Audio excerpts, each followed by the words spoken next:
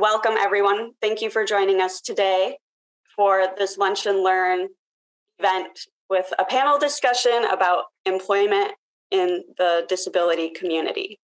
So if we can go to the next slide, please. I just want to start with a few ground rules today. We just ask that you stay present and be respectful today.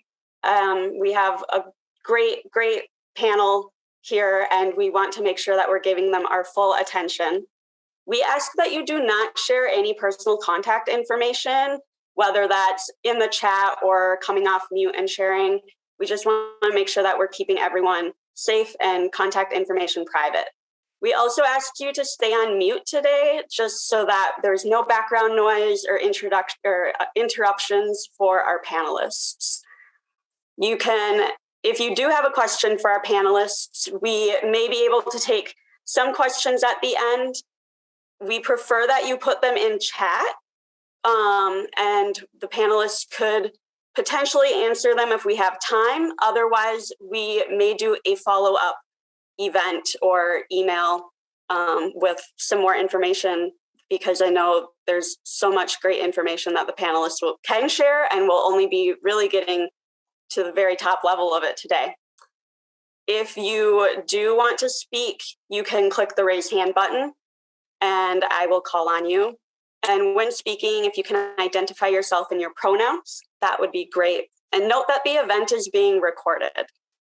My name is Chloe Ulf. I am the communications specialist here at OIO, and I will be your facilitator today, along with a couple other great folks.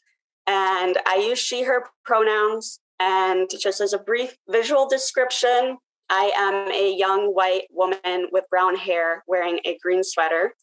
And like I said, I'm a communication specialist for the Olmsted Implementation Office.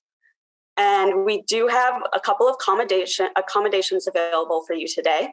We have cart captioning available.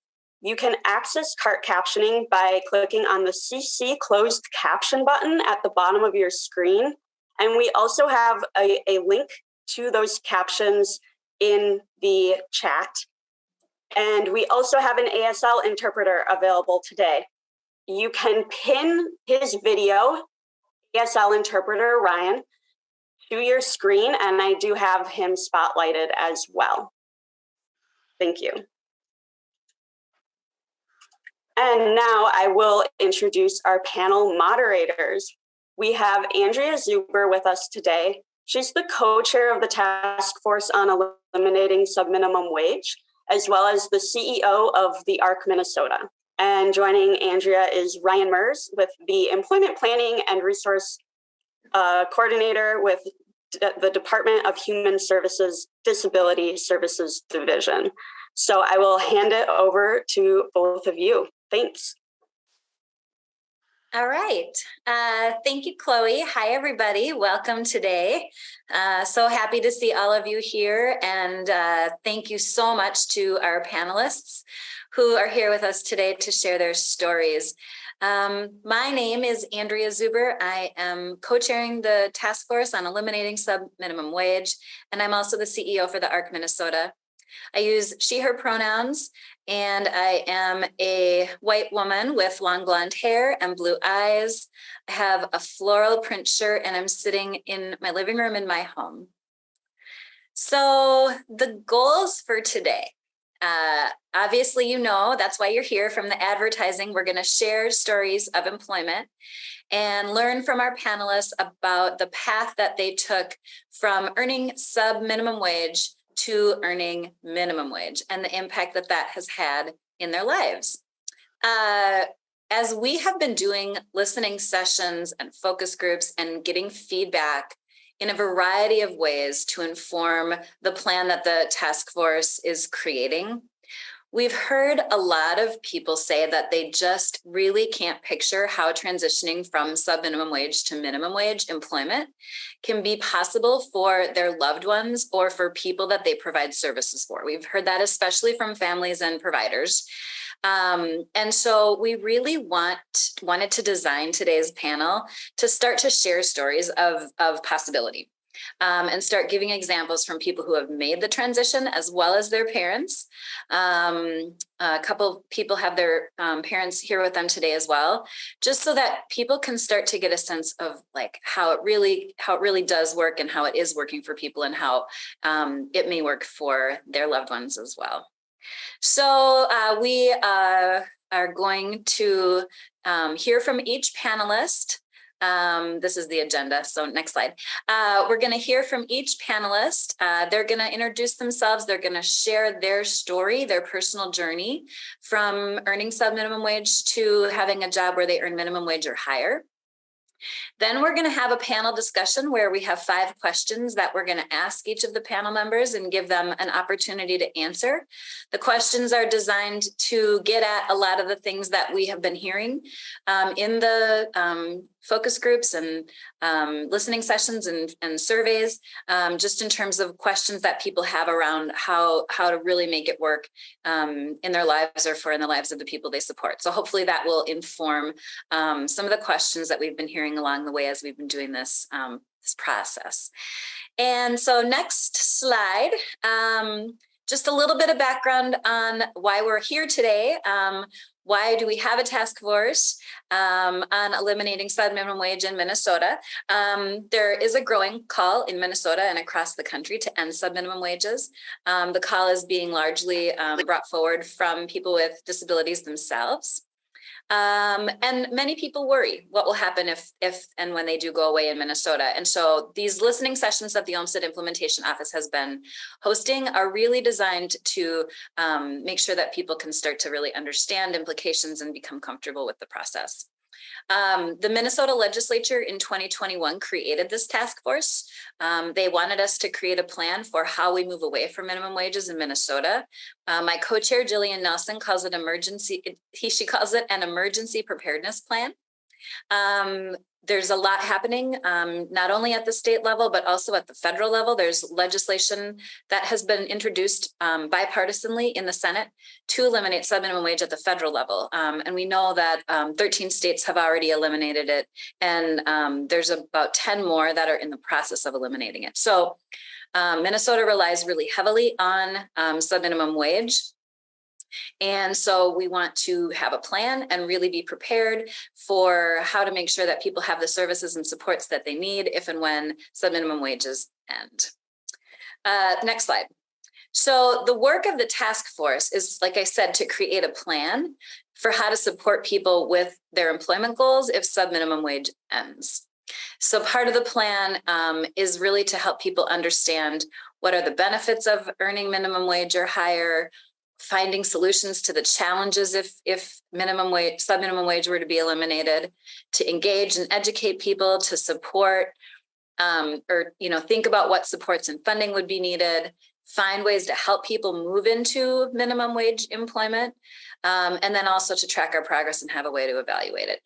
The task force on eliminating subminimum wages is not and does not have the authority to eliminate subminimum wage. That would require legislative action, either at the state or federal level. So the task force, again, is really working on creating that plan in case it goes away. So now I have the honor of turning the presentation over to our first panelist, Josh, and he is here with his mom. So I will let you two take it away and introduce yourselves and share your story. Thank you. My name is Joanne Steinke, and this is my son. Can you tell them your name? My name is Joshua Andrew Howard. Joshua Andrew Howard. As you can see from Josh's bio, he had a very difficult early years of his life. But when he graduated from high school, we joined the day program at UDAC here in Duluth. Early on at that program, I know he did some work out in the community at Red Lobster, where they did folding of napkins around silverware. And although that wasn't long-lived, he then eventually went into the very sub-minimum wage when in their day program. What did you do at UDAC, Josh? What kind of work? Mail and shredding. And as you know, those who are on the call, that is very sub minimum wage. I have to admit that Josh loved it there. He worked hard. He paid great attention to detail. And I have to admit, as long as Josh was happy and healthy, so was I, his mom and guardian. And Josh, by the way, does presently live with me. Unfortunately, or fortunately, I should add, when the pandemic hit, UDAC, as many other organizations did, close their doors to help stop the spread of the COVID virus. A very difficult year following that for everyone in the disability community. But, as you move forward, you hope there are new things on the horizon that are great. And in the meantime, during that year when UDAC closed their day program, they were working diligently to change how they provide services. They decided to get away with the day program. And their goal was really to create accessible to individuals of all abilities, one job, one career, one possibility at a time. And Josh was one of the people who really benefit from that. During that year, UDAC was out at our home several times, meeting with Josh and me to try to get him prepared for the fact that he would go out in the working world someday. And a year later, in April of 2001, Josh got his first job. And I remember the day when UDAC and his job coaches came. They took him for his 4-hour work experience. He was going to work at a place called Lull. Lull in Duluth makes patio furniture out of recyclable material. And his job was to put material cushions for those furniture in boxes. So when he got home after his first experience, the coaches from UDAC were just thrilled, saying, hey, he did 75 boxes, which was absolutely phenomenal. And from that day on, Josh went to his program to his job 3 times a week with his job coach, and was very successful. And by the way, he was earning more than minimum wage, which was wonderful. Several months later, he got his second job at a place called Roof Property Maintenance, and they do work at the Essential Health Gym in Duluth. Josh, what do you do at the gym? What kind of work do you do?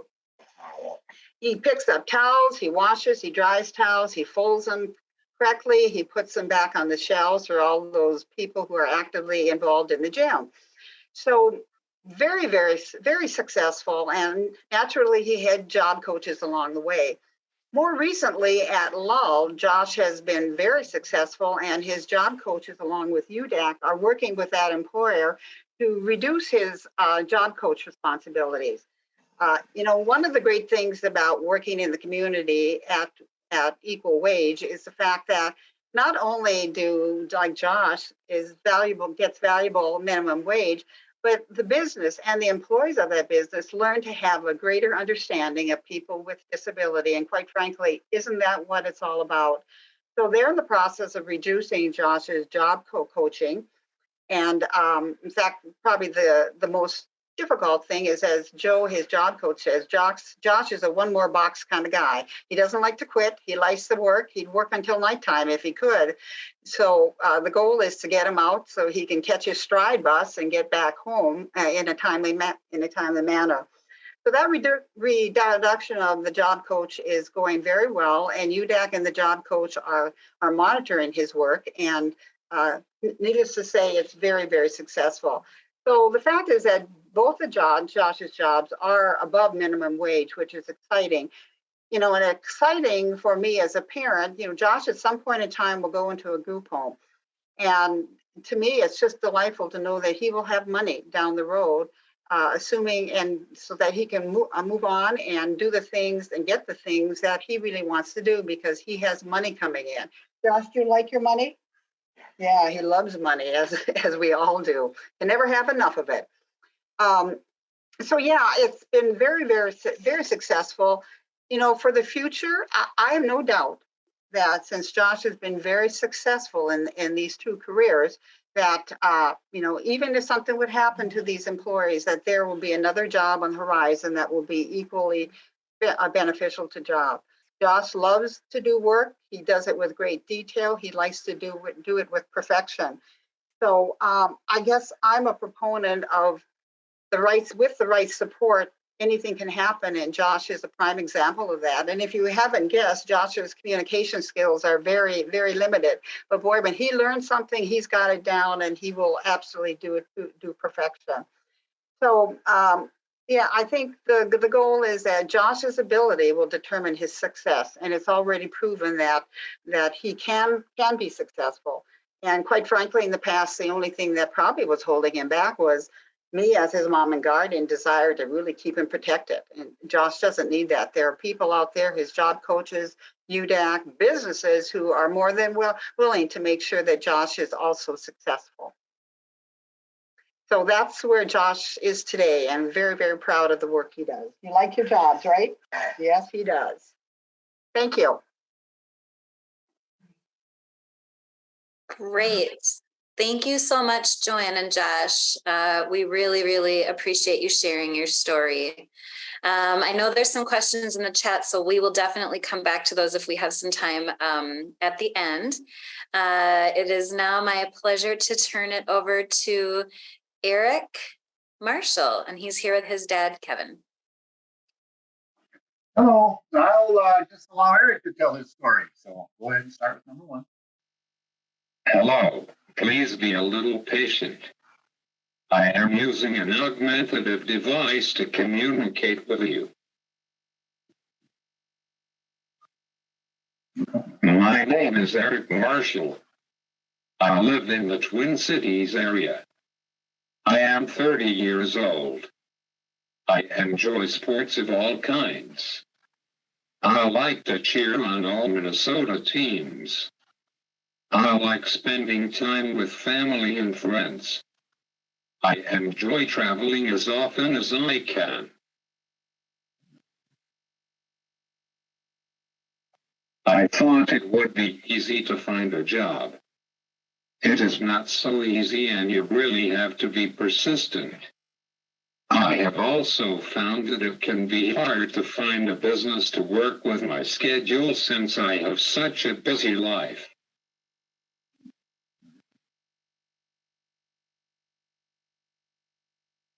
I leveraged my subminimum wage job at my DTH to learn how to work with others and develop some work skills.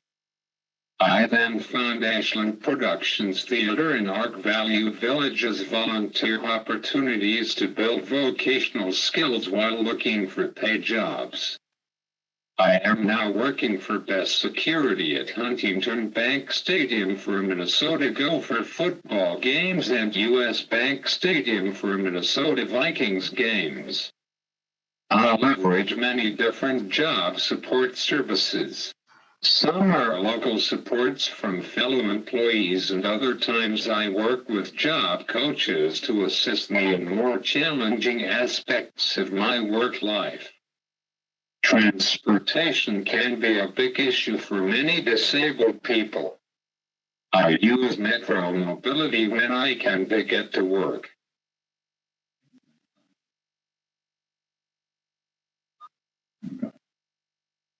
Although it was a challenge to work with all the different agencies and providers to get a job, I was able to work through it.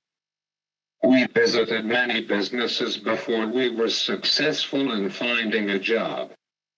I am sharing my story to help make sure other people with disabilities can find success as well. Don't be afraid. Get out there and go for it.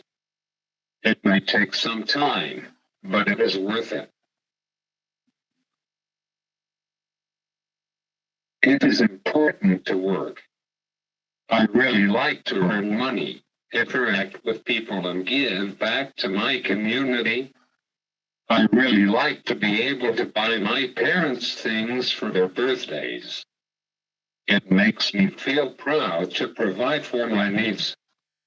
Thank you for letting me share my story.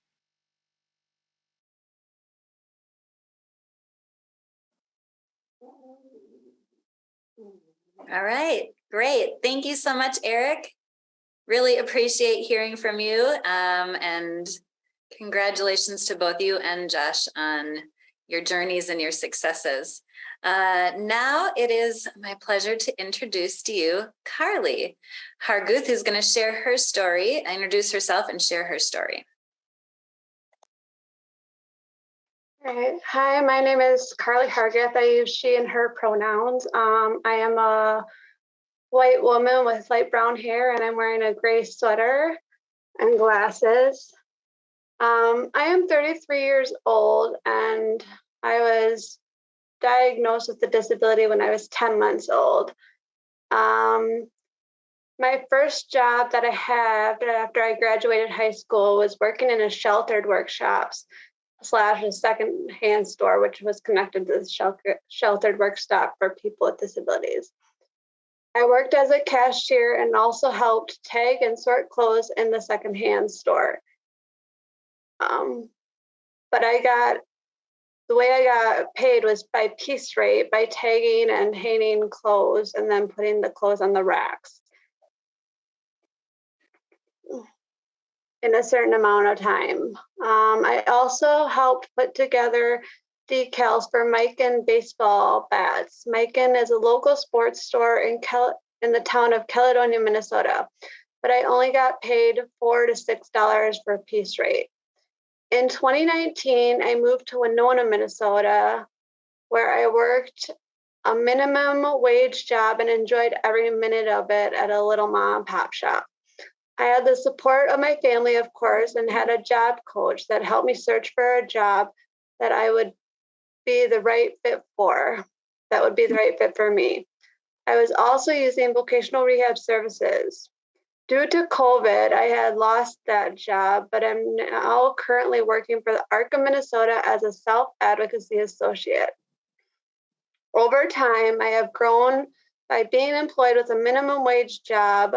I am able to live on my own and am able to have money to do extracurricular activities without depending on my parents. I feel more worthy and free knowing I have the equal opportunities as others. Employment is important to me because it gives me independence to do a job that I love, and I look forward to going to work every day and I'm not dreading it. I am excited. I always knew I was more capable to work a minimum wage job and could work part-time but not full-time, but a sheltered workshop was not the right setting for me.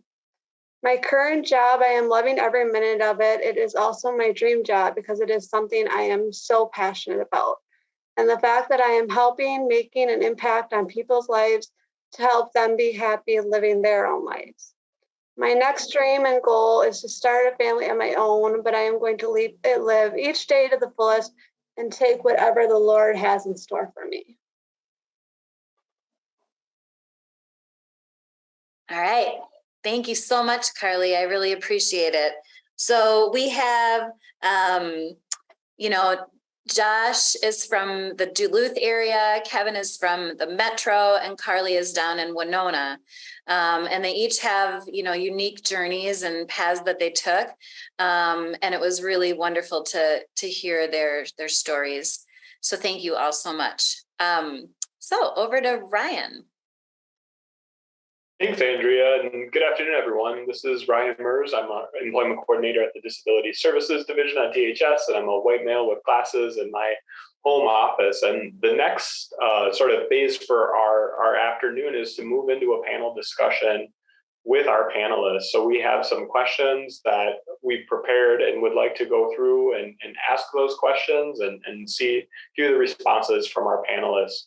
So I think if we can go to the next slide for the first question, I think maybe the best way to do this is I'll ask the question, and then maybe if Josh wants to start, and then Eric and Kevin, and then have Carly, we'll just kind of go through like that. And if you want to pass on any individual, if there's a question where you just want to pass for response, feel free to say pass, but otherwise we'll go through each of these. So the first question is, who helped you or continues to help you in your employment journey? This might be people who helped you understand options, find a job, or who help you be successful on a daily basis.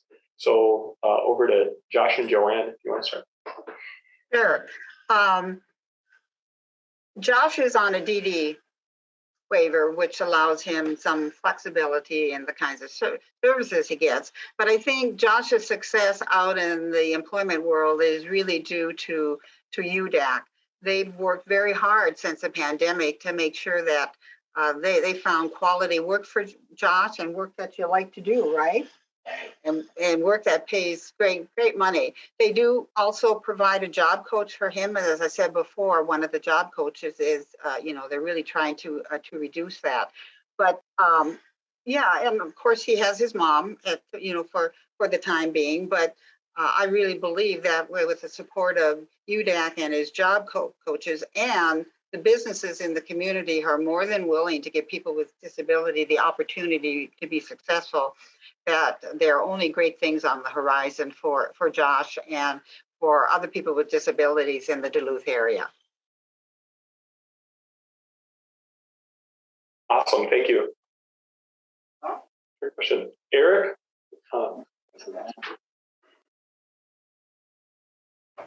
I had many people that helped me find a job. A case manager with the county to provide funding for my employment services. I also leveraged the resources of my employment service providers.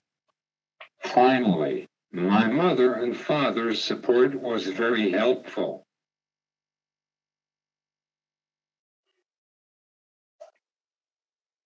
Thanks, Eric. And then maybe Carly, if you want to share your response. My parents and my other family members were very supportful with helping me find a job. I also did have a job coach that would help me give me options, but we all sat down together and made sure to say what I wanted in a job, what I needed in a job. So making sure that all my needs were met. And I also used vocational rehab services too, who helped me give me options. Thank you. This is Ryan again. And Andrea, maybe before I pass it back over to you for the next question, just an editorial note. It's so cool to hear about the different supports and how everyone is navigating using formal things and maybe supports at a work site and coworkers and family, and just really being able to help paint that picture, I think I know it's really encouraging and really cool to hear from my end on the policy world. So I really appreciate it. Thanks for the responses. I'll pass it to Andrea. All right. Thanks, Ryan. Chloe, can you put the next question up on the screen? All right. So the second question for our panelists is, what services like waiver or VRS did you use on your path to employment? Are there still services that you use today? So this is a little bit like the last question, right? The last question was more all-encompassing, so people had help from families and people on the job. But this is specifically about any formal services that you used. So Josh and Joanne?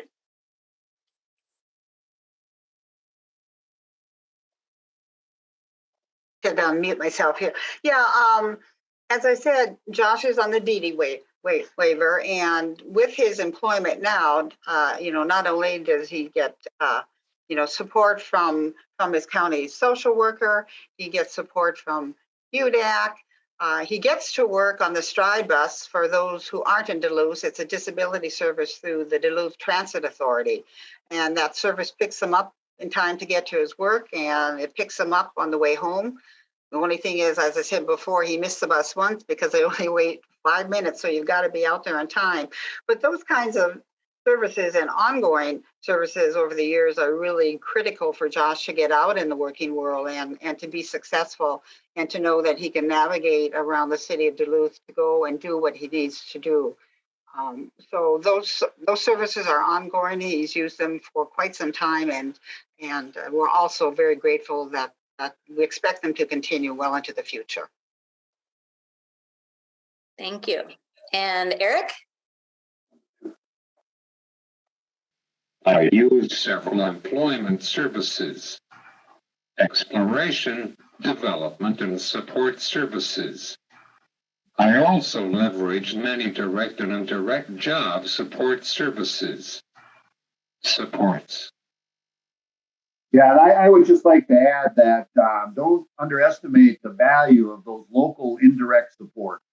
Because just like an able-bodied person, as you get into an employment opportunity, you always are working with your fellow employees, with your managers, with the people around you. And it's no different for people with disabilities. We as parents and guardians sometimes get very concerned that they're not under our wing. We can't see what's going on. But really leverage that. That has been extremely helpful for Eric. And I think Joanne mentioned that not only the employers, but a lot of the customers that are part of the companies, in Eric's case, when he's facing customers all the time, they're very supportive and helpful as well. So those have all been great for us to work with. Great. Thank you so much. And Carly. Like I said, I use vocational rehab services while searching in a job, as well as a job coach. And I still have the job coach now who checks in at least once a month or every other week to see how things are going and if I needed support in any areas. And I am on a caddy waiver, so that kind of helps for transportation too if needed. Great. Thank you so much. And Carly, what is the transportation that you use to get to? Public transportation in town. If I needed to go to area, it's kind of hard now, I guess, with being in the cities and being down in the southeast corner, but. Got ya. Thank you. All right, Ryan. All right. Chloe, would you be able to put the third question up on the screen for us to look at? Thank you. So building off of what we've been asking in the first two questions, this third question is really digging in a little bit deeper to those informal supports. So question 3 is, do you have informal supports like an employer, friend, or a neighbor at your job? We'll pass it over to start with Josh. Yeah, I think the thing that's just so great for me and for Josh is to know that the employees at his place of business are so supportive and so understanding. I could imagine myself being a nervous wreck letting go off, but I know that there are people out in the community who can see the value that Josh brings to their business, and that to me, as a parent, as a guardian, is so comforting and so crucial. In fact, at his other job at the gym, I had to ask once his manager if Josh could take an hour off to go to the doctor unexpectedly, and his comment to me was really what it's all about. He said, "Oh my gosh, we love Josh. He's a great employee. He does what we ask him to do. He can take as much time as he wants."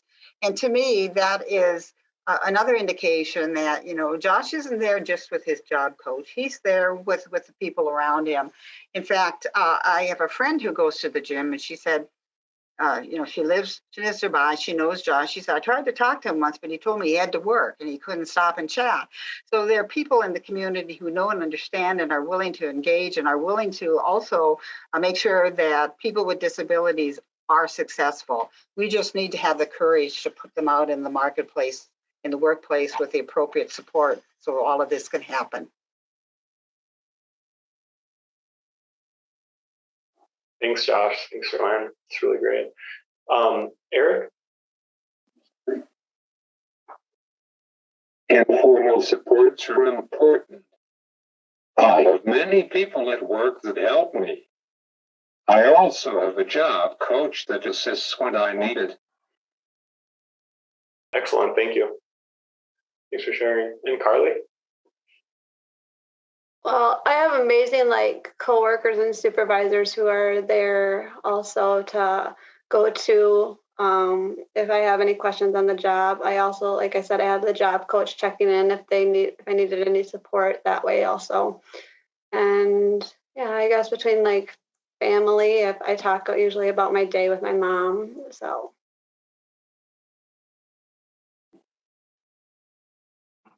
This is Ryan. Thanks for sharing. Maybe if I can do one more editorial comment on some of what our panelists shared. really, I think what Josh and Joanne, something that they mentioned around the benefit to the community and for people like our broader society. And I think so much in our work, we focus on what employment can mean for an individual. But I think as we have more people with disabilities out in community businesses and in this competitive employment, how much that what a benefit that is for our society and how that changes the way that that we function and the opportunity for interaction across people. So I just wanted to elevate that up in the conversation. I think now I get to pass it back over to Andrea. All right. The fourth question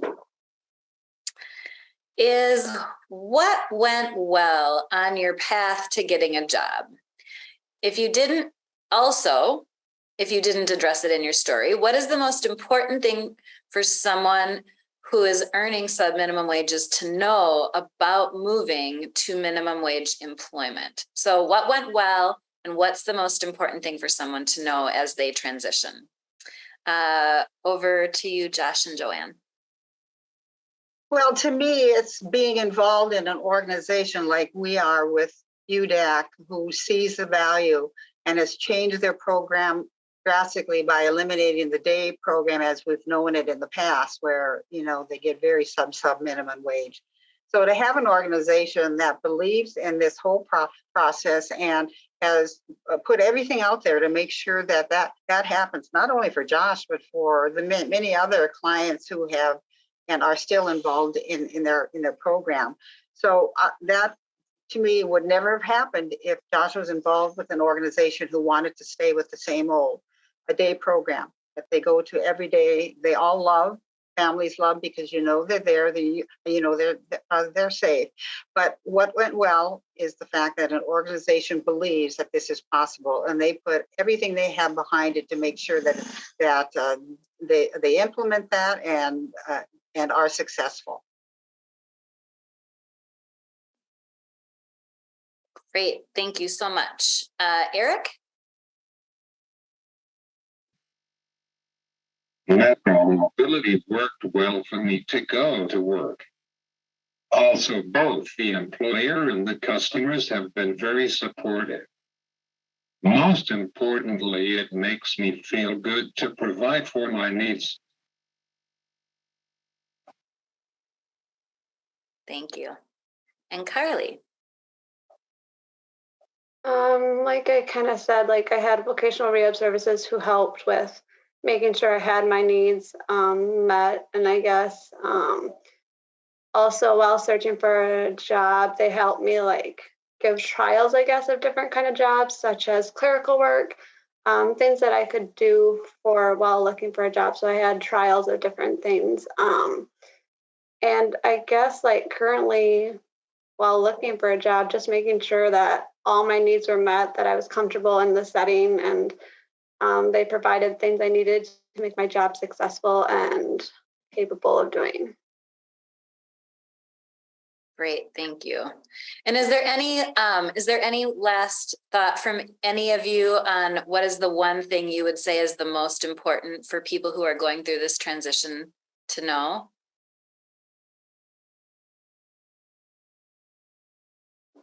I guess I'll go first. I think like one thing is to like while you're searching for a job, to maybe like sit down with your whole team, who's ever on helping you with the job, and telling them what you want instead of them having to make the decisions for you.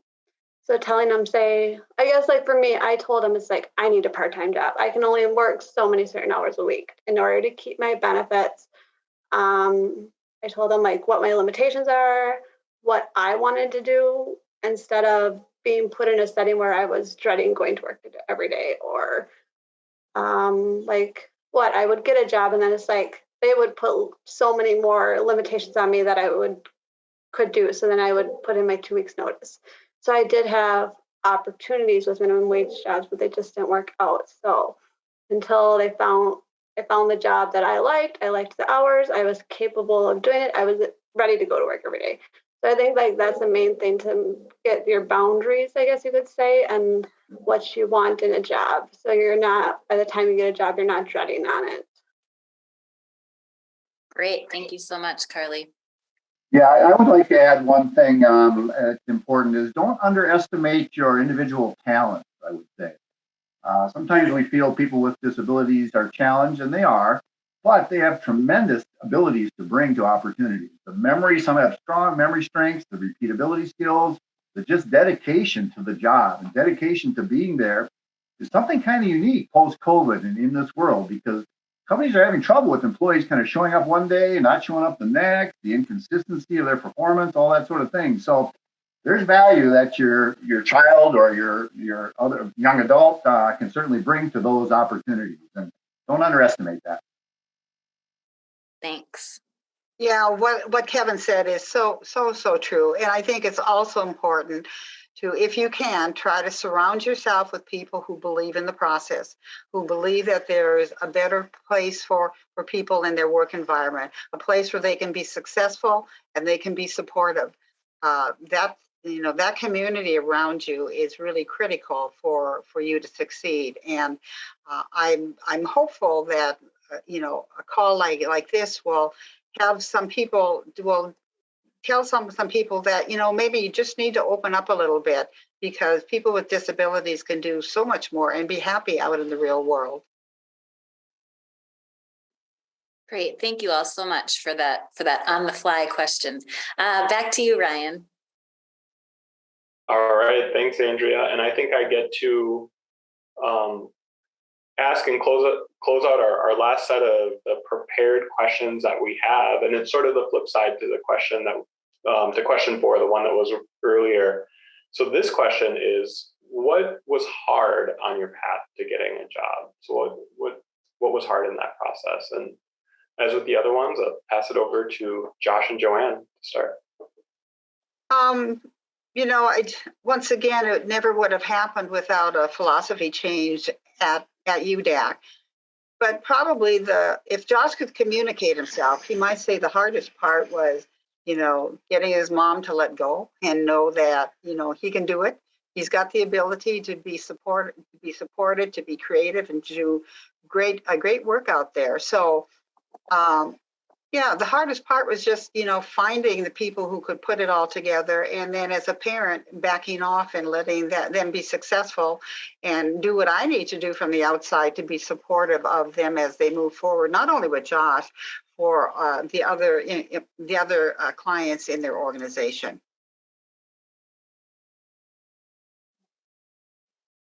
Thank you. Excellent. Eric and Kevin. It was difficult to get the employer to understand the value I could bring to the job, but I was persistent. It was also hard when changes happened at work, but with patience and training, I was able to succeed. Thanks, Eric. That importance of that training there. That's great. And now Carly. Yes, one of the major things was patience. I had a hard time being patient while searching for a job. It's like I wanted to have it happen now. And another thing was my parents too had to be ready. My grandma kept on telling me that she's just like, your ship will come in, Carly, your ship will come in, but it has to be the right timing and the right setting. And so making sure I have the right services and everything like that. But I guess patience was a major trouble for me while we're searching for a job. Excellent. Thanks, Carly. In that note. So I'm looking over to my co-panel facilitator here, Andrea, as we got the questions from our through the prepared questions that we had for our group, and I know we've had a couple questions come in chat. The first, I think on the transportation question, I think we wove in, or I think Josh and Eric and Carly all touched a little bit upon how they get to and from work. I don't know, maybe if there's anything else that anyone wants to add on the transportation question. How do you get to and from a job, and how has that worked, or anything that you think would be helpful to share with this group today?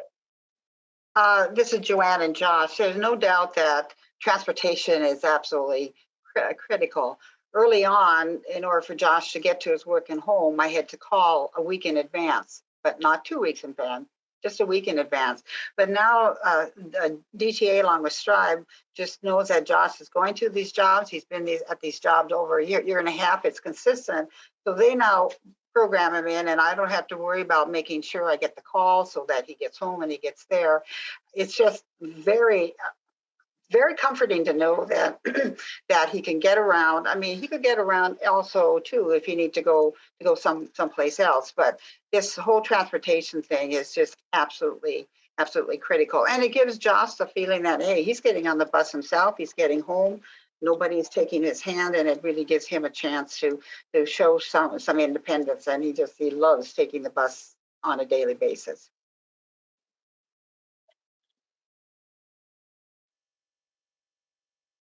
And by the way, he doesn't pay for that. That all is accounted through his DD waiver, which is important. No money out of his pocket.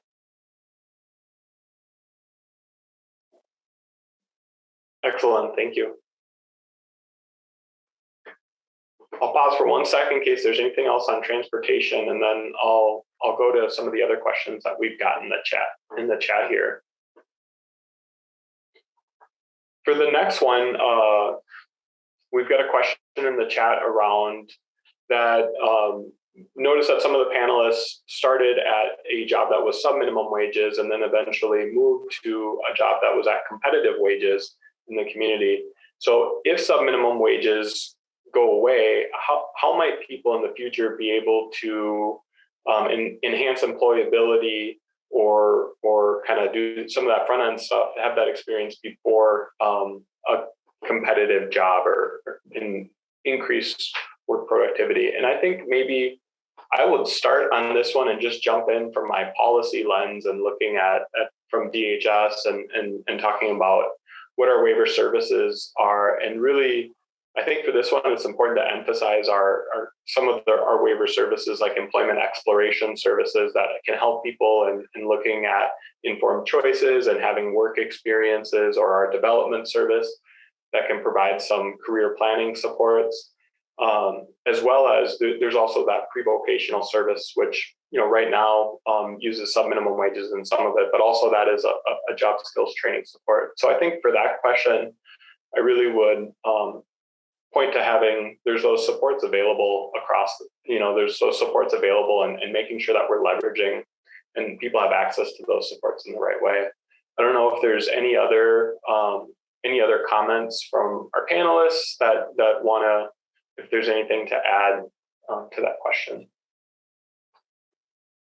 This is Carly. I guess I have, from my previous job at my sub-minimum wage job, I've had so many coworkers who have so many talents so I know they're capable of getting another job. A friend is like a computer whiz, but he is in a wheelchair, but he'll call me and help me with my computer problems. And he has his own DJ business in the background. But I don't think some people who've been in these sheltered workshops are used to being in that setting. They've never thought of going out in the public because that's what they're used to. They've been here for 30, 40 years, depending on how long they've been there. So something maybe to think about is researching, if it's I want to get out of this.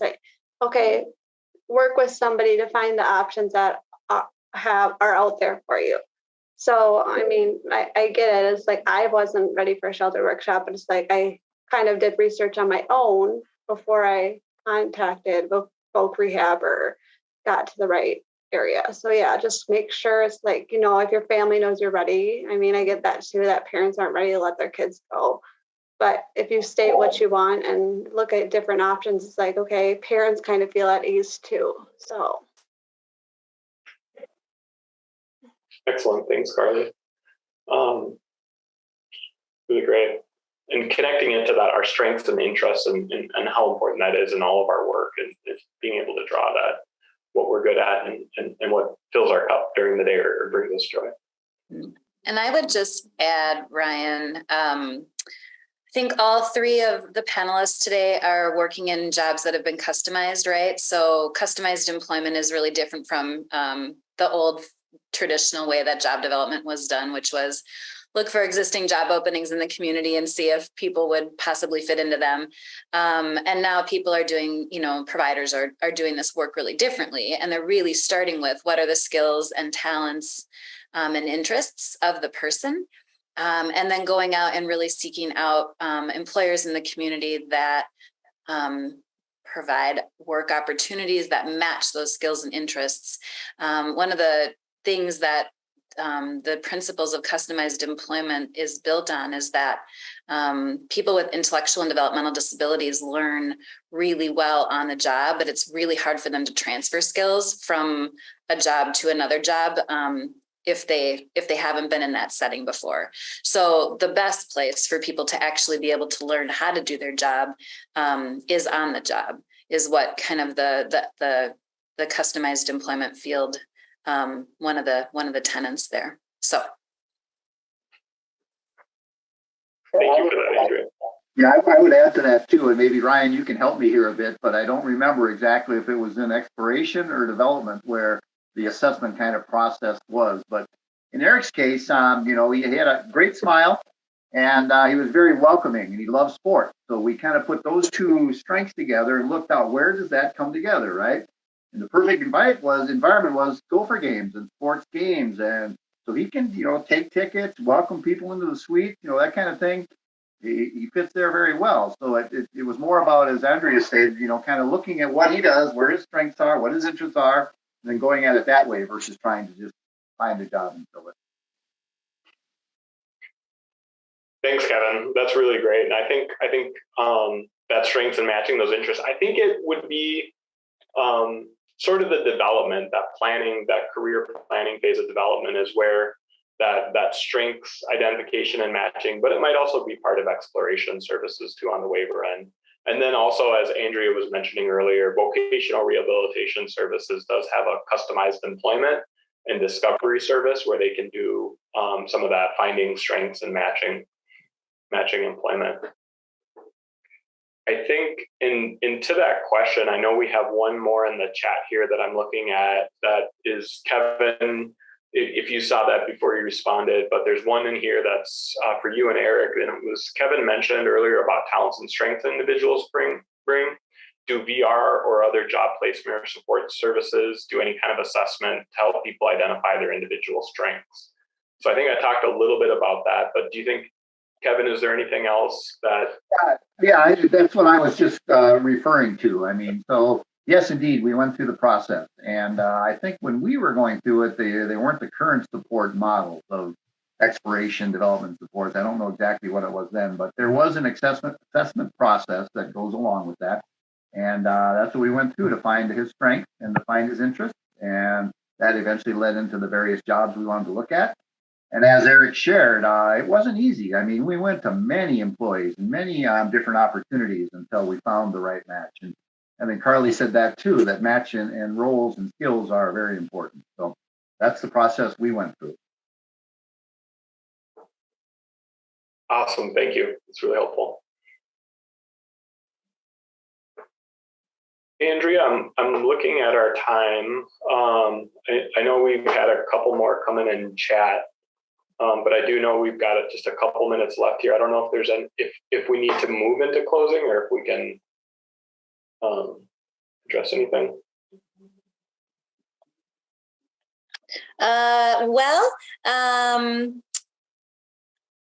I think the question, I guess we probably could try to take one more, but I don't know, Chloe, you should tell us.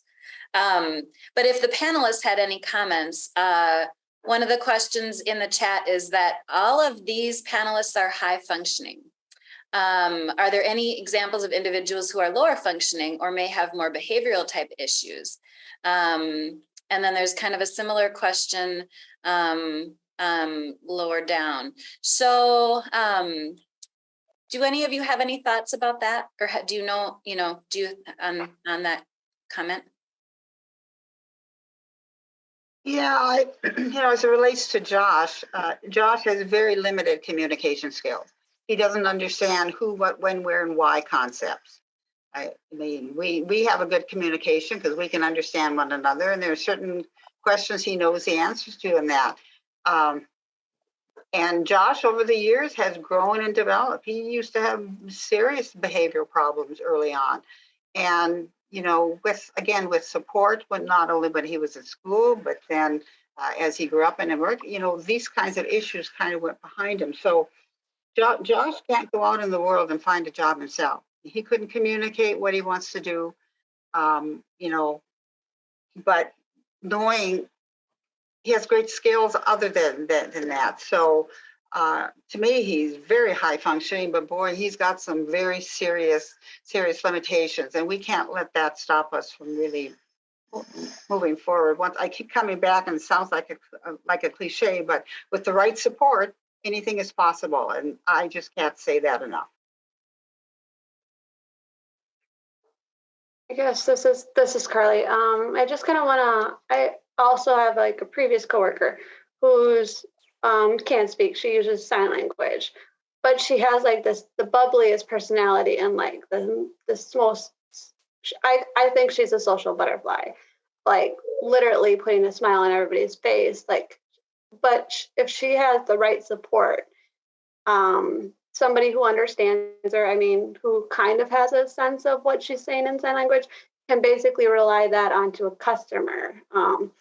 I'd work beside her, and it's like, yeah, I'm higher functioning than she is, but she would be able to bag products, I guess, for clients, and she'd wave and like have a like nice day. So there's the simple signs, but if you have the right support by you, could easily, like Joanne said, to like accomplish anything that you want.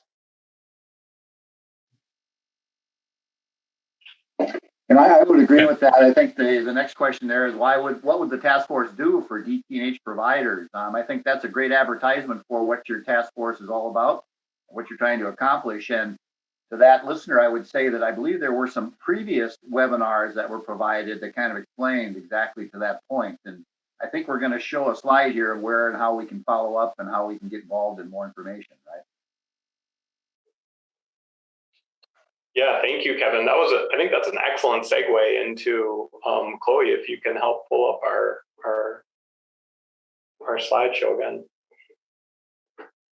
Yes, thank you so much, Kevin. That was the perfect segue. And just looking at the time, we have limited time left, but I wanted to mention two things. So we do have, as the Olmsted Implementation Office, we do have an event coming up in October, on October 11th, which is a community input event. So we want to hear from the community about their experience with employment, and specifically some of these things about maybe not having a direct support professional and how that has affected your ability to work.